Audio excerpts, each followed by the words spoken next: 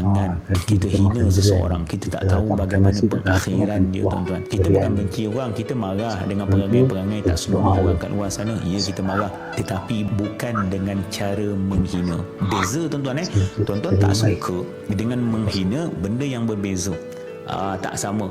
Jangan hina, jangan cakap benda yang buruk, jangan dikeji, sebab kita tak tahu bagaimana pengakhiran kita.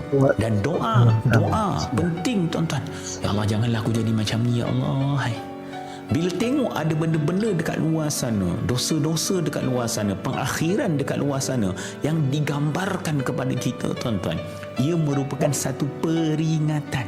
Ia merupakan satu tazkirah kepada kita, agar bibir kita ini berdoa kepada Allah agar Allah melindungi kita daripada perkara tersebut. Sebab itu, tuan-tuan, ada ulama menyatakan, ketika mana engkau mengkeji, kau mengata orang, kau menghukum orang dengan dosa yang dia lakukan, tak mustahil dosa itu akan engkau alaminya. Tak mustahil dosa itu akan pernah kita jumpa pula.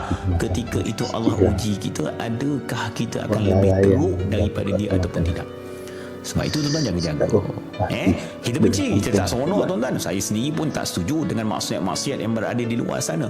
Tapi kalam kita, mulut kita, bahasa kita, kita jaga sebaik yang mungkin. Allahu Akbar.